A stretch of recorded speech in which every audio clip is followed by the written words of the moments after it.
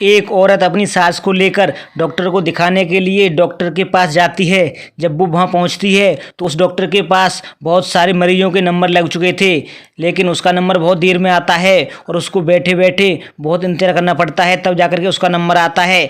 और फिर वो डॉक्टर को दिखा करके घर चली जाती है। दोबारा फिर वो वहीं डॉक्टर के पास जाती है, फिर से उसका नंबर बहुत देर में आता है। ये सब देख लेता है एक वहाँ का कंपाउंडर। वो सोचता है कि इसका नंबर बहुत देर में आया है, बैठे बैठे परेशान हो गई ये दोनों औरतें। वो औरत दिखने में बहुत सुंदर थी और उस लड़के को उस औरत से प्यार हो जाता है। तभी जब अगली बार वो औरत अपनी सास को लेकर के डॉक्टर के पास दिखाने आई तो उस कंपाउंडर ने उसका नंबर बहुत जल्दी लगवा दिया और उसका नंबर जल्दी आ गया। लेकिन वो महिला आश्चर्यचकित थी कि नंबर इतनी जल्दी कैसे आ गया। पहले 2 बार तो नंबर बहुत लेट आया था, लेकिन तभी वो कंपाउंडर उसके पास पहुंचता है और कहता है कि मैंने तुम्हारा नंबर लगवा दिया, जैसे जल्दी आ गया। और वो औरत उस कंपाउंडर को शुक्रिया अदा करती है और वहाँ से चली जाती है। तभी अगली बार फिर से वो वही डॉक्टर को दिखाने जाती है तो कंपाउंडर उसका नंबर फिर से जल्दी लगवा देता है और उसका नंबर फिर से जल्दी आ जाता है। इसी तरह कई बार वो वहाँ पर जाती है और वो कंपाउंडर उसका नंबर जल्दी लगवा देता था, जिससे उसका नंबर आ जाता था। धीरे धीरे उन दोनों में दोस्ती हो जाती है और वो दोस्ती प्यार में बदल जाती है। वो दोनों लोग एक दूसरे को अपना नंबर दे देते हैं और दोनों में बात होने लगती है। तभी एक दिन वो औरत उस कंपाउंडर से कहती है कि तुम मेरे घर पर आ जाओ, मेरे पति देर रात घर पर आते हैं, वो भी घर पर नहीं हैं, मेरी सास बीमार है, वो अपने कमरे में रहती हैं।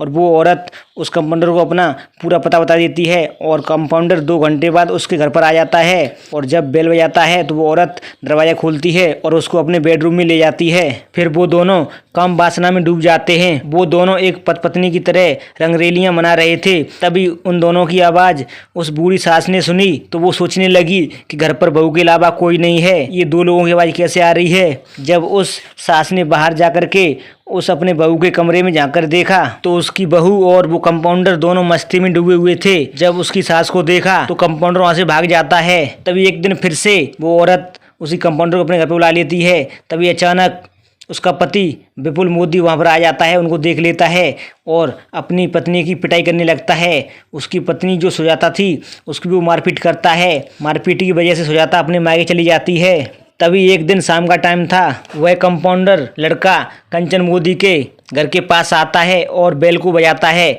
जब कंचन मोदी उस दरवाजे को खोलती हैं तो देखती हैं कि वह लड़का वहाँ पे खड़ा था। उस लड़के ने तुरंत ही कुल्हाड़ी निकाली और कंचन मोदी के सर पर मार दी, जिससे उनकी मौके पर ही मौत हो गई। फिर उस लड़के ने दरवाजे को बंद किया और उस बूढ़ी सास कंचन मोदी को घसीट कर किचन में ले गया और उसके वहाँ टुकड़े करके उसकी साड़ी में बांध करके वहाँ गठरी रख दी। तभी थोड़ी देर में फिर से बेल बजती है और जब वो लड़का बेल को सुनता है तो घबरा जाता है और फिर दरवाजे के पास जाता है और दरवाजा खोलता है तो वहाँ दरवाजे पर विपुल मोदी खड़ा था, जो उस बूढ़ी औरत का बेटा होता है। विपुल मोदी जैसे उस कंपाउंडर को देखता है तो कहता है तुम मेरे घर पर क्या कर रही हो, मेरी माँ कहाँ है। तो वो कंपाउंडर कहता है तुम्हारी माँ किचन में है। जब विपुल किचन में जाता है तो वहाँ पर खून पड़ा हुआ था।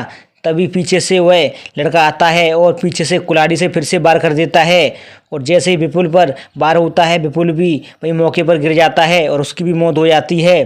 फिर वो उसके भी टुकड़े कर करके वहीं पर गठरी बना के रख देता है और सभी खून के जो निशान थे उसको साफ कर देता है और फिर वहाँ से फरार हो जाता है। तभी एक दिन उस घर के सामने वाले घर वालों को उस घर में से एक अजीब सी दुर्गंध लगी तो वो पुलिस को बुलाते हैं। तभी पुलिस वहाँ पर आती है और दरवाज़ा खोल करके जब अंदर जाती है तो अंदर किचन में खून बह रहा था और बहुत बुरी बदबू आ रही थी। और तभी पुलिस को वहाँ पर 2 गठरियों में लाश भी मिलती है जो बुरी तरह से कटी हुई थी। जब लाशों की शनाख्त नहीं हुई तो पुलिस ने मकान मालिक को बुलाया। तब उस मकान मालिक ने बताया कि ये मकान उन्होंने कंचन मोदी को दिया था। इस मकान में कंचन मोदी का बेटा विपुल मोदी और उसकी बहू सुजाता रहा करते थे।